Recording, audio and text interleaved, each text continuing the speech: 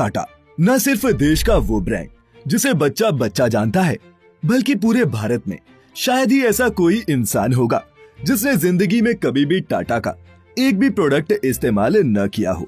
देश के नमक से लेकर देश की एयरलाइंस तक, स्टील से लेकर कार्स तक, होटल से लेकर चाय तक, टाटा सब कुछ बनाता है। कुल जमा बात ये है कि अगर हम ये कहें कि टाटा सिर्फ देश का नमक ही नहीं बल्कि पूरा देश बनाता है तो भी गलत नहीं होगा। टाटा कोई कंपनी नहीं है, बल्कि ये कई कंपनी से बना एक ग्रुप है जो करोड़ों लोगों को रोजगार देता है और ये देश के वर्तमान और भविष्य दोनों को बना रहे हैं। और रतन टाटा देश के बाकी बिजनेसमैन अंबानी और अडानी से बिल्कुल अलग हैं। वो बिजनेसमैन नहीं बल्कि इंडस्ट्रियलिस्ट हैं। वो इंडस्ट्रियलिस्ट जिनके लिए पूरे देश के दिल में इज्जत है।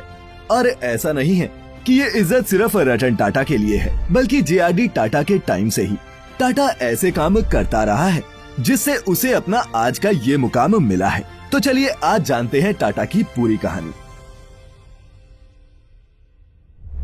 दोस्तों, टाटा की शुरुआत जमशेदजी टाटा ने की थी, जिनका जन्म 1839 में एक पारसी परिवार में हुआ था। बात है 19वीं सदी के अंत की। भारत के कारोबारी जमशेदजी टाटा एक बार मुंबई के सबसे महंगे होटल में गए, लेकिन उनके रंग के चलते उन्हें होटल से बाहर जाने को कहा गया। कहा जाता है कि उन्होंने उसी वक्त तय किया कि वह भारतीयों के लिए इससे भी बेहतर होटल बनाएंगे और 1903 में मुंबई के समुद्र तट पर ताजमहल पैलेस होटल तैयार किया गया। ये मुंबई की पहली ऐसी इमारत थी जिसमें बिजली थी, अमेरिकी पंखे लगे थे, जर्मन लिफ्ट मौजूद थी और अंग्रेज खानसामा भी थे। रतन टाटा के साथ ऐसा ही कुछ फोर्ड ने भी किया था, वो भी आपको बताएंगे। बस आपको वीडियो के लास्ट तक हमारे साथ बने रहना है। दोस्तों, टाटा के पूर्वज पारसी पुजारी थे, लेकिन जमशेदजी ने तो कपड़े, चाय, तांबा, पीतल और यहाँ तक अफीम के धंधे में भी अपनी किस्मत आजमाई, क्योंकि तब अफीम का धंधा कानूनी तौर पर मान्य था। उन्होंने इस दौरान काफी यात्राएं की और नई खोजों को लेकर वो बहुत ज्यादा उत्साहित रहते थे। ब्रिटेन की एक यात्रा के दौरान उन्हें लैंकाशायर कॉटन मिल की क्षमता का अंदाजा हुआ। साथ में ये एहसास भी हुआ कि भारत अपने शासक देश को इस मामले में चुनौती दे सकता है। और फिर उन्होंने ही 1877 में भारत की पहली कपड़ा मिल खोली थी। इम्प्रेस मिल्स का उद्घाटन उसी दिन हुआ जिस दिन क्वीन विक्टोरिया भारत की महारानी बनी। जमशेदजी के पास भारत के लिए स्वदेशी सोच का सपना था। दोस्तों, यही स्वदेशी यानी कि अपने देश में निर्मित चीजों के प्रति आग्रह भारत के स्वतंत्रता आंदोलन का अहम विचार था। जी हाँ, जिस स्वदेशी सोच को आज हम बढ़ावा दे रहे हैं उसकी नींव टाटा ने ही रखी थी। उन्होंने एक बार कहा था, कोई भी देश और समाज अपने कमजोर और असहाय लोगों की मदद से उतना आगे नहीं बढ़ता जितना वो अपने बेहतरीन और सबसे प्रतिभाशाली लोगों को आगे बढ़ाने से बढ़ता है। उनका सबसे बड़ा सपना स्टील प्लांट बनाने का था, लेकिन इसके पूरा होने से पहले ही उनका निधन हो गया, जिसके बाद उनके बेटे दोराबजी टाटा ने इस चुनौती को संभाला और 1907 में टाटा स्टील ने उत्पादन शुरू कर दिया। भारत स्टील प्लांट बनाने वाला एशिया का पहला देश बना था। जमशेदपुर शहर। दोस्तों, जमशेदजी ने एक औद्योगिक शहर बनाने के लिए भी निर्देश दिए थे। उन्होंने दोराब को लिखे एक लेटर में कहा था कि इस शहर की सड़कें लंबी होनी चाहिए और उसके दोनों तरफ छायादार पेड़ लगाए जाएं। लॉन और बगीचों के लिए पर्याप्त जगह होनी चाहिए। फुटबॉल, हॉकी के मैदान के अलावा पार्क के लिए भी जगह होनी चाहिए। और दोस्तों, उनके इन्हीं निर्देशों का नतीजा बना जमशेदपुर शहर। प्रॉफिट से ऊपर रखे एम्प्लॉय। दोस्तों, दुनिया भर के दूसरे देशों में भी जब अपने कर्मचारियों के लिए भले ही योजनाएं न के बराबर होती थी, तब भी टाटा ने श्रमिकों के लिए कल्याणकारी योजनाएं शुरू की। 1877 में पेंशन की व्यवस्था, 1912 में प्रतिदिन 8 घंटे की शिफ्ट और 1921 से मातृत्व सुविधाएं मुहैया करवानी शुरू की। जमशेदजी का यकीन ये था कि कारोबार तभी आगे बढ़ेगा जब उसमें समाज के बड़े तबके की हिस्सेदारी होगी, खुद नहीं देश पहले।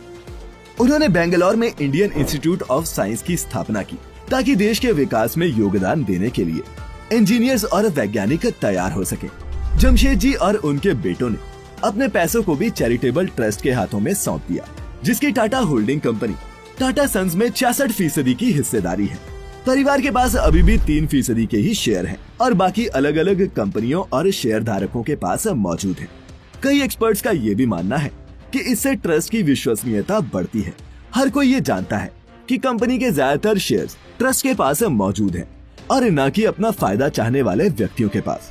दोस्तों, टाटा के कारोबार को संवारने वालों में JRD यानी कि जहांगीर टाटा का अहम योगदान रहा है। वे 1938 में टाटा समूह के चेयरमैन बने। तब उनकी उम्र महज 34 साल थी और वे आधी शताब्दी तक कंपनी के मुखिया बने रहे। JRD उद्योगपति नहीं बनना चाहते थे, उनका सपना पायलट बनने का था। इसके चलते ही वे लुइस बेलराइट से भी मिले थे, जिन्होंने 1909 में पहली बार इंग्लिश चैनल पर उड़ान भरने का कारनामा दिखाया था। और दोस्तों, JRD ही भारत में पायलट बनने वाले पहले शख्स थे। 2 साल बाद उन्होंने भारत की पहली एयरमेल सर्विस शुरू की। तब वे उस विमान को खुद ही उड़ाया करते थे। यही मेल सेवा आगे चलकर भारत की पहली एयरलाइंस टाटा एयरलाइंस बनी। जी हाँ, ये वही एयरलाइंस है जिसे आज आप एयर इंडिया के नाम से जानते हैं। पहले तो ये टाटा और सरकार का संयुक्त उपक्रम था। जब इंफॉर्मेशन युग आया तो JRD ने 1968 में टाटा कंसल्टेंसी सर्विसेज की स्थापना की, ताकि कंपनी का पेपर वर्क कंप्यूटर के माध्यम से हो। और दोस्तों, आज TCS पूरे टाटा समूह की सबसे मुनाफे वाली यूनिट है, जो दुनिया भर में कंप्यूटर सॉफ्टवेयर्स की आपूर्ति करती है। 1991 में रतन टाटा समूह के मुखिया बने। तब उदारीकरण का दौर शुरू हो गया था और रतन टाटा ने दुनिया भर में पांव पसारने शुरू किए। टाटा समूह ने टेक्लिटी का अधिग्रहण किया। इसके अलावा इंश्योरेंस कंपनी AIG के साथ उन्होंने बॉस्टन में एक संयुक्त इंश्योरेंस कंपनी खोली। उन्होंने यूरोप के कोरस टी का भी अधिग्रहण कर लिया। हमेशा से ही रतन टाटा का फोकस ऑटो सेक्टर की कंपनी टाटा मोटर्स पर रहा है। उन्होंने इसके जरिए कई तरह के प्रयोग भी किए। मसलन मिडिल क्लास की कार के सपने को पूरा करने के लिए लखटकिया नैनो को लॉन्च किया और टाटा ने पहली देसी पैसेंजर कार इंडिगा को भी बनाया था। इंडिगा को लेकर रतन टाटा काफी उत्साहित थे, लेकिन शुरुआती दिनों में उन्हें उम्मीद के मुताबिक नतीजे नहीं मिले। इस वजह से रतन टाटा ने अपने कार बिजनेस को बेचने का फैसला किया। इस बिजनेस को खरीदने के लिए अमेरिका की कार निर्माता कंपनी फोर्ड ने दिलचस्पी दिखाई थी। डील फाइनल करने के लिए रतन टाटा को अमेरिका में फोर्ड मोटर्स के हेडक्वार्टर बुलाया गया। हेडक्वार्टर्स में 3 घंटे तक चली मीटिंग के दौरान फोर्ड के अधिकारियों का व्यवहार थोड़ा अपमानजनक रहा था। फोर्ड के अधिकारियों ने रतन टाटा से ये तक पूछ दिया कि जब आप कुछ नहीं जानते तो कार बनाना शुरू ही क्यों किया था। असल में फोर्ड के ये अधिकारी ये दिखा रहे थे जैसे वो टाटा के कार कारोबार को खरीदकर उन पर एहसान कर रहे हैं। लेकिन रतन टाटा ने ये डील कैंसिल कर दी। उन्होंने भारत वापस आकर एक बार फिर टाटा मोटर्स पर फोकस किया। इसी बीच साल 2008 की मंदी से फोर्ड मोटर्स को काफी नुकसान उठाना पड़ा। फोर्ड की हालत इतनी खराब हो गई कि उसने अपने जैगुआर और लैंड रोवर ब्रांड्स को बेचने का फैसला किया, जिसे खरीदने के लिए रतन टाटा सबसे आगे आए और उन्होंने इस पर कब्जा जमाया। इस तरह से रतन टाटा ने अपने अपमान का बदला लिया था। आर्थिक मंदी के दौर में टाटा को लेकर एक बड़ा विवाद उठा, जब टाटा ने यूरोप के अपने स्टील ऑपरेशंस के बड़े हिस्से को बेचने का फैसला किया। तब ब्रिटेन की कर्मचारी यूनियंस ने आरोप लगाया कि टाटा अपने मूल्यों के प्रति ईमानदार नहीं है। तब रतन टाटा भारत से सीधे ब्रिटेन पहुंचे और घोषणा की कि बिना किसी सलाह मशवरे के ऐसा नहीं होगा। दिसंबर 2012 में रतन टाटा ने टाटा ग्रुप की कमान टाटा परिवार से बाहर के व्यक्ति साइरस मिस्त्री के हाथों में दे दी थी और उन्हें कंपनी का चेयरपर्सन नियुक्त किया गया था। दोस्तों, टाटा समूह के कारोबार का मुख्य उद्देश्य पारसी उक्ति हमाता हुक्ता और हवाष्टा पर आधारित है, जिसका मतलब है अच्छे विचार, अच्छे बोल और अच्छे काम। लेकिन जब कारोबार बढ़ता चला जाता है तो ये भी मुश्किल होता जाता है। आपको क्या लगता है कि टाटा किस तरह के इंसान हैं? नीचे हमें कमेंट करके जरूर बताएं। साथ ही अगर आपको आज की ये वीडियो पसंद आई हो तो इसे लाइक करने के साथ साथ अपने दोस्तों और रिश्तेदारों के साथ शेयर करना ना भूलें। अगर आप ये वीडियो YouTube पर देख रहे हैं तो सब्सक्राइब करें हमारे YouTube चैनल को और उस बेल आइकन को दबा दें